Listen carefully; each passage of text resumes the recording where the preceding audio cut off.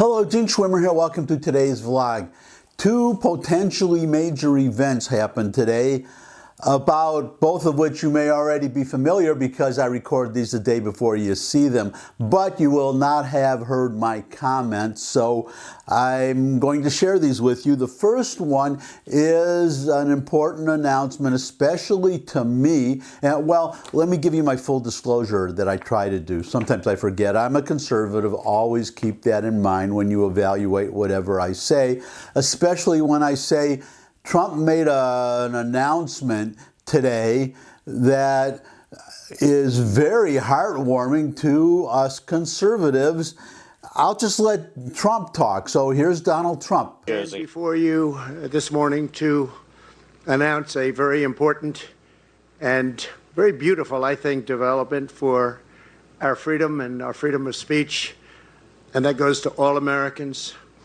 Today, in conjunction with the America First Policy Institute, I'm filing as the lead class representative a major class action lawsuit against the big tech giants, including Facebook, Google, and Twitter, as well as their CEOs, Mark Zuckerberg, Sundar Pichai, and Jack Dorsey.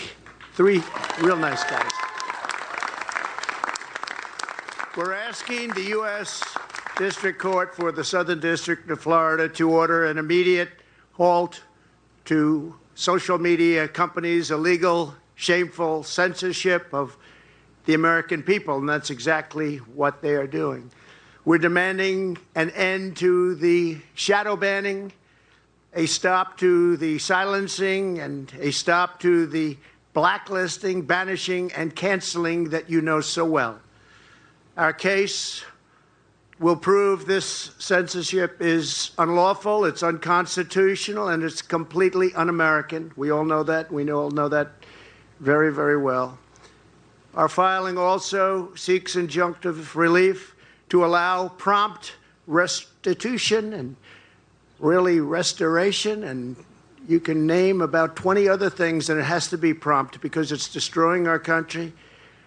Of my accounts, in addition, we are asking the court to impose punitive damages on these social media giants.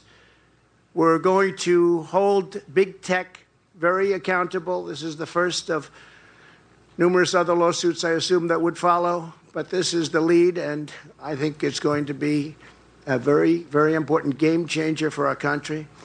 It will be a pivotal battle in the defense of the First Amendment, and in the end, I am confident that we will achieve a historic victory for American freedom and, at the same time, freedom of speech.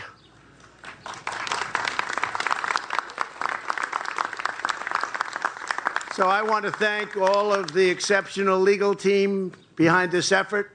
Welcome back, and I am happy to say that this is very good news for us conservatives in general, but for me in particular, not just me, but many like me, because I have had videos taken down by YouTube because they violated their rules, the rules being basically saying anything with which YouTube disagrees. If they don't like what you say, they take it down. They say it violated their rules, or they say it's misinformation, whatever. I have had videos taken down myself. That is why I went to their website. That's just a short snippet. If you go on, well, it would be interesting if you could find the video on YouTube. If not, I guess you'll have to try Fox News, because it's announcing a suit against YouTube. I didn't even bother to look for it on YouTube. I went to Rumble, so maybe you could see it there. But what I just showed you was just a short video, did not show well, you saw he was about to introduce the lawyers. One of those lawyers mentioned a legal concept called prior restraint, and he explained that the Supreme Court frowns greatly on prior restraint. What is prior restraint? It's basically what I have to do, or will be doing, when I get to the second subject today. When you silence yourself, never mind being punished for something you say, you censor yourself before you say other things in the future because you know what's going to happen, or you're pretty sure what's going to happen if you say certain things. That's called prior restraint. And it's, well, I just said the Supreme Court. Well, you could just use your common sense. In a free society, this is very bad. That's why, well, in my case, I have to be very careful in the second item when I'm going to be talking about something that has to do with the election, that I don't question the results of the election, the presidential election last November, because that is one of the things that will get a video taken down. If I say something against the election, if I question it at all, my video will be taken down. And I already had one video taken down on another subject where I merely included a video of a mother, a very angry, concerned mother, talking to her or appearing before a local city council, demanding that the city council change their rule or repeal their rule about requiring little children to wear masks, coronavirus masks in school. And in that video, she said something, and here we get to the prior restraint. I'm not going to say what she said, because when the mother said it, my video was taken down, number one. Number two, I was suspended for a week. I could not post for another week. And the email saying that I could not post for another week warned me that if I did something that got a second video taken down within a 90-day period, I would be suspended for 2 weeks, and if it happened a third time, they would take the whole channel down permanently.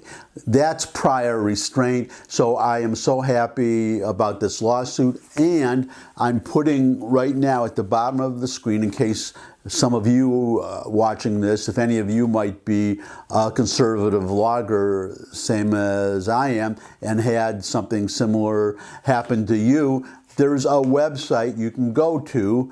It's called takeonbigtech.com, where you can join the lawsuit, or to put it another way, you can tell your story. There's an email response form, and you could tell your story and be included, because as Trump announced, it's a class action suit. He is a lead plaintiff in a class action suit. So the suit is on behalf of not just Donald Trump personally, but any vlogger, anybody who has been removed from YouTube, Facebook, Twitter, Google. So, well, Google, I guess that means YouTube, because Google owns YouTube. I don't know if they're talking about the search engine. But as you saw, he's also suing the CEOs of Google, Facebook, and Twitter. So Godspeed, Donald Trump. I am really pulling for you. Any American who believes in freedom of speech should be pulling for him too, which I guess is going to exclude a lot of our liberal friends, because they apparently don't believe in freedom of speech. Now we get to the second item. This is going to require me to quote from an article, and you'll just have to bear with me, but it's an important event. It has to do with the auditing of ballots. See, this is where I have to be careful about what I say. Well, there currently is an audit occurring in Maricopa County, Arizona. There should be one pretty soon in Georgia, Fulton County, Georgia. I think there's still a response period from lawyers who are trying to prevent the audit. I think they have till July 31st, but I'm pretty confident that this audit will go forward in Fulton County, Georgia. So that is two. Now, Pennsylvania Senate Chairman initiates forensic probe of 2020 2021 election. So now Pennsylvania. So 1, 2, now a third state is going to do an audit. So let me give you an excerpt from the article, and I always link to these articles if you want to read the whole thing, and then I'll give you my comment, because this could be very major news, regardless of what your opinion is of the election. And I have to say to YouTube, I am not questioning the election. I am reading this news story. That's all. And the news story doesn't question. In fact, it says within the story that the Senate chairman, this is the Pennsylvania Senate chairman, is not questioning the election either. So it should be okay to quote this article and quote what he says. So, oh, and by the way, he made a complete statement. I linked to that too. I'm not going to make this vlog very long by reading that statement. This article will have little excerpts from the statement, but I linked to the whole statement from the Senate chairman. His name is Doug Mastriano, and you can read the whole thing. Anyways, here we go. Let me just quote from the article. A Pennsylvania senator on Wednesday, the day I'm recording this, you're seeing it the day after, announced that he has triggered a forensic investigation of the 2020 and 2021 elections. State Senator Doug Mastriano, a Republican, issued letters to several counties requesting information and materials that he said would enable an investigation. The counties, which includes Philadelphia and York counties, represent different geographical regions and, this is important, and include ones that lean Republican and others that lean Democrat, Mastriano said in an op-ed sent to news outlets. I linked, that's the one I was referring to a moment ago, I linked to that op-ed so you can read it if you want to. But here's an excerpt. Quote, "This is necessary as millions of Pennsylvanians have serious doubts about the accuracy of the 2020 general election. A January poll from Muhlenberg, I'm not sure which, university showed that 40% of Pennsylvania voters are not confident that the results of the 2020 election accurately reflected how Pennsylvanians voted. Discounting or mocking their concerns is neither an answer nor proper in this constitutional republic," unquote.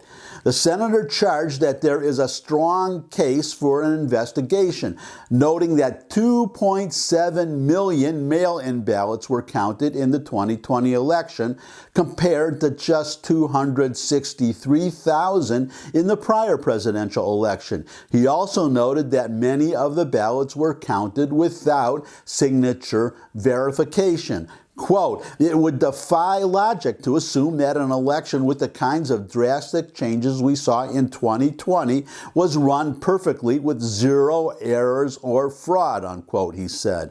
Mastriano sent the letters in his capacity as chairman of the Senate Intergovernmental Operations Committee, which is tasked with overseeing and investigating activities conducted by two or more governments or levels of government. Federal law mandates counties keep records that are being sought for 22 months after an election. The counties were told to produce the information by July 31st, plenty of time. If one or more counties do not comply, Mastriano plans to convene his committee and ask members to grant him subpoena power to force compliance. Quote, "My goal is to find out if our elections were safe and secure, and if they weren't, what went wrong and how we are going to address this," unquote, the senator said. A forensic investigation includes poring over ballots and ascertaining if bubbles were filled out by a human hand or by a machine. It also includes looking at election machines. The process is not an audit, the senator added, suggesting a forensic probe is more thorough. The Pennsylvania Department of State, which said a risk-limiting audit of the 2020 election confirmed the election results, did not respond to a request for comment. Pennsylvania Attorney General Josh Shapiro vowed during an appearance on MSNBC, of course, MSNBC, the liberal station, this week that he would fight back if lawmakers tried triggering an Arizona-style election review in Pennsylvania. And this is my question. Why? If they're confident of the results, if everything is on the level, why would they fight? They should welcome this kind of an audit, and not only should they welcome it, they should cooperate. Any help you need, just ask. If you want us to work with you on choosing the firm to do the audit, we're happy to. If you would like us to work with you on defining or setting the rules of the audit, we would be happy to. It just doesn't make sense to me that not just Pennsylvania, but all these counties would be fighting these audits. It would seem that they would want the question cleared up, that they would want to show once and for all that Joe Biden won. And again, YouTube, I'm not saying that he didn't. But getting back to Pennsylvania Attorney General Josh Shapiro, quote, "I'm absolutely confident," unquote, Shapiro said when asked if he could stop an audit or probe. Again, why would he want to? Quote, this is a little convoluted sentence, this next one. I'm just going to read it the way it's written. Quote, "The only way I could see ahead of this, putting this all the rest," maybe he means all to rest, "and let the cards fall where they may, do a scientific forensic audit like Arizona. I don't see any other way to address this," unquote, Mastriano told the Epoch Times after visiting the audit. The Epoch Times is the news source for this article that I'm quoting to you, but it was reported in a number of other sources too, including the Associated Press. But anyways, as Epoch Times says, Mastriano went to Arizona, to Maricopa County, and he observed the audit. He came away very impressed. But back to Mastriano and winding up the quotes from this article, he said he would prefer a statewide audit, but would settle for a review of several counties. Mastriano has, and pay attention to this, YouTube, Mastriano has said the effort would not seek to overturn the election results. Democrat Joe Biden beat former President Donald Trump by about 80,000 votes in the 2020 election. So once again, Mastriano is not contesting the election, and I am not either. I just wait for the results. I keep an open mind. I've said this in a number of earlier vlogs. I just wait for the facts. But I do have to mention the implications of an audit of Pennsylvania showing, well, we're talking about all three audits. If we learn after these audits are done, these three audits, and they withstand challenges, and if they were to show, and I'm not saying that any of them would show, let alone all of them, but if all three were to show that Trump actually won Arizona, actually won Georgia, actually won Pennsylvania, and again, YouTube, I am not saying that he did, I'm just speculating, it's just a what if, but if that were to be the result, Arizona, Georgia, Pennsylvania, put them all together, and the number of electoral votes among them would mean that Trump had won the 2020 election. I'm not saying that those will be the results, and I'm not saying that if these are the results that are announced, that they would not be successfully challenged. And I would also add that you would need all three. If only one of these confirm a Biden win, then it's definitely all over. But it does help to make future elections more secure, because it is my belief, and it's just my opinion, that had there been no coronavirus, well, if we hadn't had the slowdown in the economy, I think Trump would have won. I could be wrong, but that's what I think. But I also think that if Democrats, these blue states, had they not had coronavirus to use as an excuse to change their election laws, and especially this mass mailing of unsolicited ballots. Had that election, the 2020 election, been run under the same laws and rules and regulations as had been in place for, who knows, decades, then it's just my personal opinion. It's just my personal opinion that Trump would have won. Or we'll just say it's increasingly or more possible that Trump may have won. But of course, the rules were changed, the laws were changed. So again, YouTube, I am not questioning the results. I am just giving you my opinion of what caused the result. That's all. Democrats will say, well, it's because Joe Biden was so wonderful and because of his platform announced from his basement, that was why he won. It's, I will say in fairness, it could be Trump's personality, and because of Trump's personality, he very well could have lost anyways under the rules and regulations and laws before coronavirus that presumably would have been in place had there not been a coronavirus right before the election. But I'm also speculating that it's at least possible that had those rules not been changed, those laws been changed, those regulations not been changed, that it's possible that Trump could have won. But we can never know. I mean, it's possible that under certain circumstances, Hillary could have won in 2016, or Nixon could have won in 1960, for that matter. Anyways, as I said before, prior restraint. That's why I support this lawsuit. I have to, you just saw me do it multiple times. I have to be very careful what I say, or my video will be taken down. This will be taken down. It will be a second strike. I won't be able to post for 2 weeks. Anyways, that's it for today. Thanks for stopping by. As always, I really appreciate the time you spend with me. If you could spend a little more time, give me a thumbs up if you like this video. That would be really great. Share with anybody you think would also like it. Got any comments? Comment section below the video where you can put questions, suggestions for future topics.